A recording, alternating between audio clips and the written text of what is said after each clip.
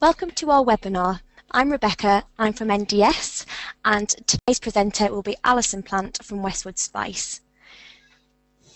Today's webinar focuses on project rights, and it is the first training to come out of NDS's Person-Centred Approaches programme.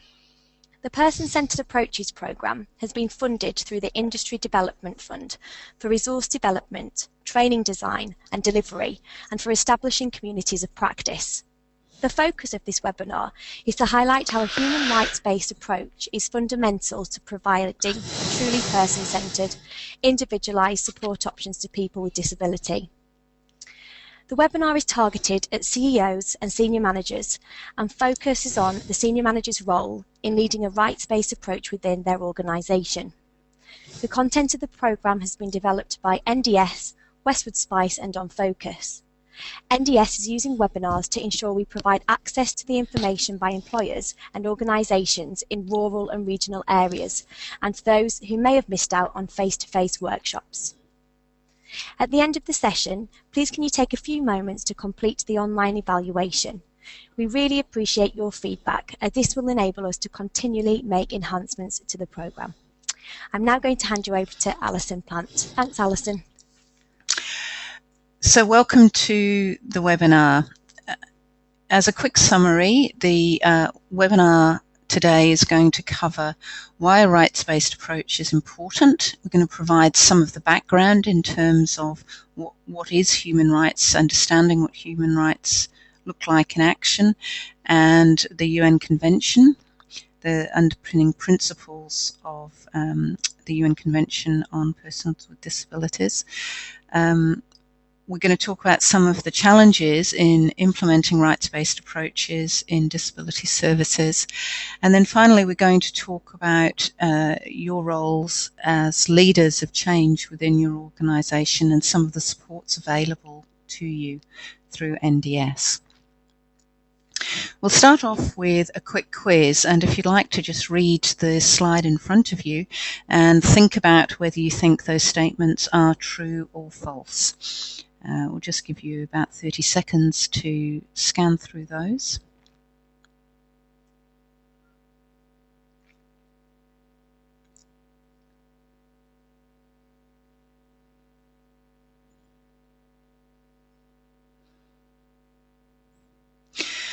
So the purpose of these statements is really just to underline the situation of people with disability in Australia at the moment.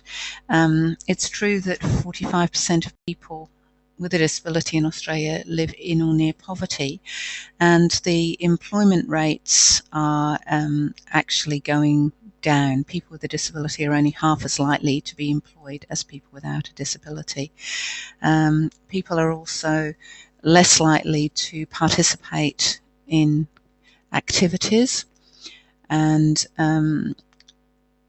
there are large numbers of people being diagnosed as babies with conditions and undergoing injuries in adulthood that can lead to severe traumatic brain injury. And it's obviously something that people in the sector will be well aware of, that for each of the individuals with disability there's a family network and a social group that will be impacted by that person with a disability, their grandparents, parents, siblings. The other area that the quiz highlights is really the difference of the situation in Australia compared with other countries. So 2 of the questions here are false, all the rest are true. The two that are false are this one. It's actually 1.3 million Australians have a severe or profound core activity limitation, and Denmark, Sweden and Norway spend about twice as much as Australia on disability supports. So a significant difference in investment. If you're interested in finding out more about this area, then the PwC Disability in Australia report is available online and interesting reading. So there are a number of challenges for people with disability in Australia, and yet they are entitled to the same basic human rights as everybody else. That obviously prompts the question, what are human rights? The definitions that we're using through the training process boil down to freedom, respect, equality and dignity. Human rights were universal guarantees that Australia signed up to as part of the United Nations after the Second World War. But since then, of course, the United Nations has recognised that some groups face particular barriers in accessing their rights, and the Convention on the Rights of Persons with Disability is one of a number of conventions that deal with issues like racial discrimination, treaty signed in 1965, elimination of all forms of discrimination against women, 1979. There's a Convention on the Rights of the Child in 1989, and most recently, Declaration on the Rights of Indigenous Peoples in 2007. So the UN Convention can be seen as people with disability becoming activists, and them and their advocates working to achieve the International Year of Disabled People, 1981. And it's an important landmark. People speak about it as being the first opportunity for them to actually feel heard at that kind of global level. And it's a landmark.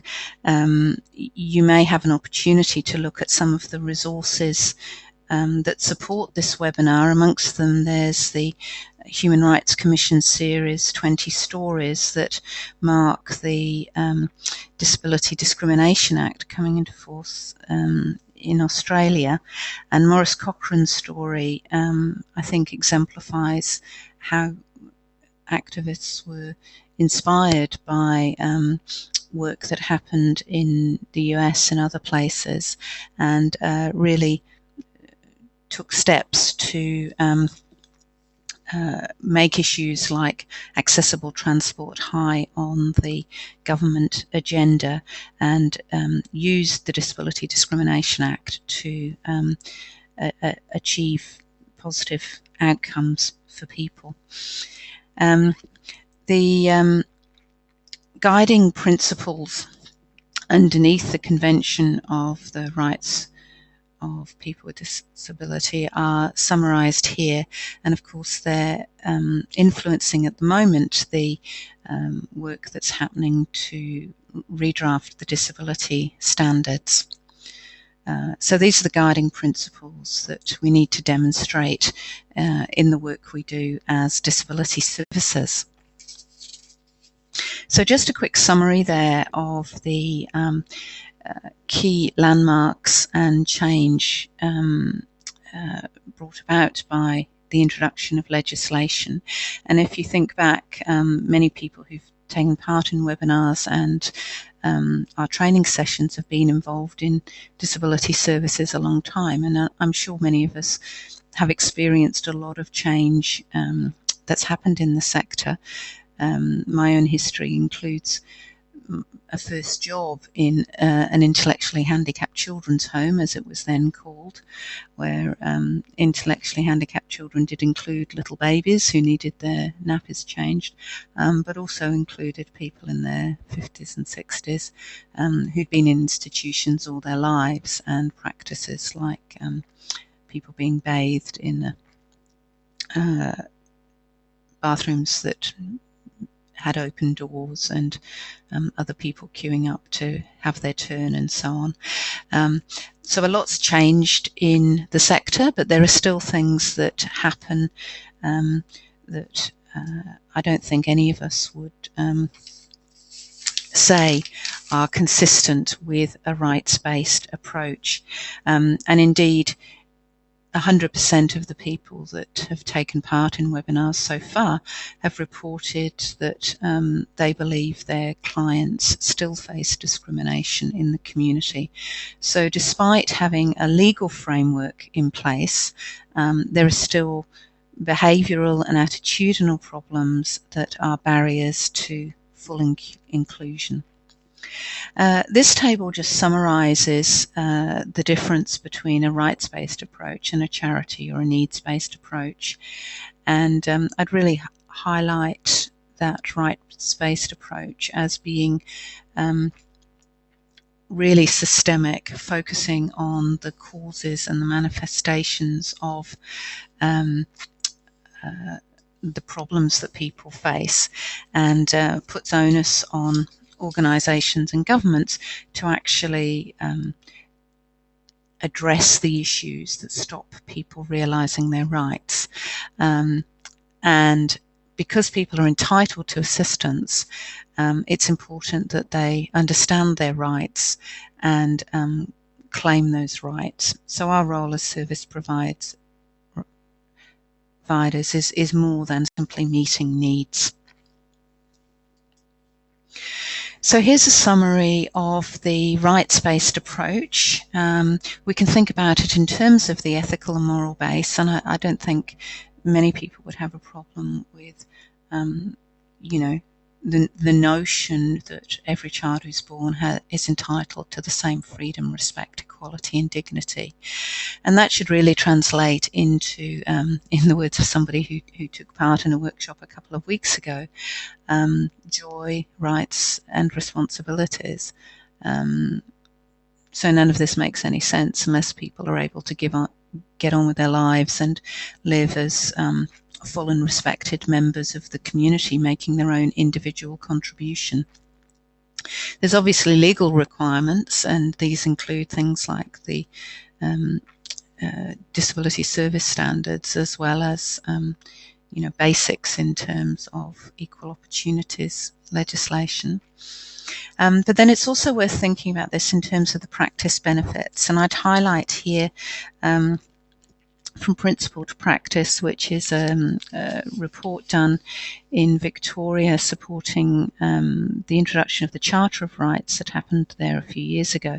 This is available through the NDS website. And they quote a number of research studies, both in the UK and Australia, that show benefits to organisations in terms of increased productivity, fair treatment and dignity, and these translate into increased retention and motivation. So tackling some of those very clear challenges that organisations face. There are even studies that human rights strategies that eliminate discrimination reduce stress, sickness and absenteeism and can prevent accidents. And it's probably also worth highlighting that, of course, an organisation needs to be internally consistent, and you can't articulate a rights-based approach in relation to your clients without respecting and valuing the contribution of your staff. So important practice benefits from a rights-based approach. Now, of course, there are challenges. There are challenges faced by people with disability in asserting their rights, and those challenges might have to do with assumptions of capacity, the fact that they're treated as children, the fact that they are linked to carers who have their own roles and needs within a relationship, and they may simply not be aware of their rights. There are also organisational challenges, and one of the ones that a lot of organisations have talked with us about is the challenges of balancing risk to individuals, risk to staff, and the risk appetite of the organisation needs to be discussed. You can never eliminate risk, but you need defensible decision making to show that you've considered any restriction on an individual or a practice internally where you're balancing up perhaps the rights of multiple clients or the rights of staff with an individual and person-centered approach. And you can demonstrate that you've been through an appropriate decision-making process and come up with a good solution with the client at the center of what you do. So here are some ways of thinking about how your organization's doing and what your organizational maturity is in relation to rights-based working. So this is some work done by NDS in New South Wales, and you can see that there are 3 levels, if you want to call them that: starting, developing, and leading, and 3 lots of indicators.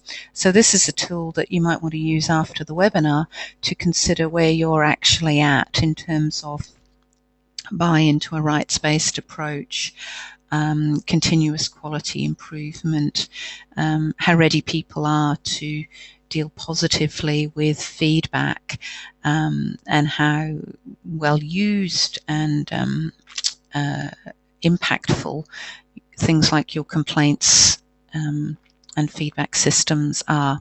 So that's one tool that you might find helpful in considering how your organization's working. The next slide has another way of thinking about change and your role as a leader in managing change in an organization, and it's just a reminder of some of the different elements that come into play. So what that equation says is that for change to happen, you need 3 key elements. You need some degree of dissatisfaction with the status quo. If everybody is very complacent and happy with what the organization's doing and how it's doing it, then you're not going to achieve change. You need a clear vision so that you can communicate where the organization is going and what person-centered approaches and rights-based work looks like in your context. And you need to give people enough clarity about first steps that they can move forward with confidence. So you need all 3 of those to overcome resistance to change. If any of those is 0, then like any equation, unfortunately, all the hard work you do on the other 2 is not going to have an impact. The final set of material here around influencing change comes at your challenge in terms of achieving change in organizations from a different tack. As many of you will know, influencing change is very hard to achieve, and the vast majority of change initiatives actually don't work. What Patterson and his colleagues did was look at really successful change initiatives, and they looked at individual change initiatives like dieting and exercising that many of us have as annual New Year's resolutions that don't go anywhere. They looked at organizational change initiatives, and so for example, a big hospital that did amazing work to reduce the number of preventable deaths by focusing on hand washing as a particular behavioral change that really translated into amazing improvements in terms of the transfer of infections and so on. And at whole country levels, so work done in South Africa on reducing domestic violence, and in Thailand on preventing the spread of HIV/AIDS amongst sex workers. So what Patterson's model says is that you start off in that familiar space around the results that you're trying to achieve, like, for example, reducing preventable deaths. And you figure out not just what your goals are and what your SMART objectives are, but you consider, examine and specify what the vital behaviors are, what you need to do and how to do it in order to achieve those results. And that's what you focus on. linked to the vital behaviours, you think about the crucial moments. So the crucial moment in the hospital when the person is transferring from one patient to another. Even if they're really rushed, they are trained and they have the resources to wash their hands quickly and then move on. And that step is never skipped, regardless of how urgent the next call is. So thinking about how you influence change, what Patterson and colleagues found was that there were two basic areas, motivation and ability, and that the important work done in organisations that succeeded in achieving change happened at personal, social and structural levels. So I've got a quick example of how that might look at a personal level. So trying to get fit enough to do a 10-day hike. The absolute crucial moment is the decision to exercise at 6 a.m. in the morning, when it would be easy to just roll over and go back to sleep. Now, a lot of exercise or diet initiatives just emphasize motivation. If you just get motivated, then it will happen. But actually, you can unpack that using this grid into different elements, and these will all influence the success of the change initiative, in this case, choosing to exercise, that makes a big difference. And Patterson and colleagues found that you needed to work in at least 4 of these areas on the matrix to start to really see results in terms of change. So the classic motivational personal level is just imagining the walk completed and giving yourself that incentive of traveling and doing that amazing journey. At a social level, you start thinking about how peer pressure can make a difference, and so you're more likely to exercise if you've made a commitment to friends. The structural one, well, for me in this exercise, it's having a year's gym membership paid for up front, because I'm not going to want to waste that money. And again, that's going to influence me at 6 o'clock in the morning, rather than having to find $20 to go and use the pool and the gym. So think about motivation and ability, and think about those 3 dimensions. And as I say, that work by Patterson is worth having a look at in terms of managing change. So as Beck said, this is part of the Person-Centred Approaches program, and it's one of a number of initiatives. So finally, I'd encourage you to think about your own action planning, what areas you might want to focus on in terms of addressing rights-based working in your organisation. And I hope that the webinar has been helpful to you in that process, and thank you for listening to us today.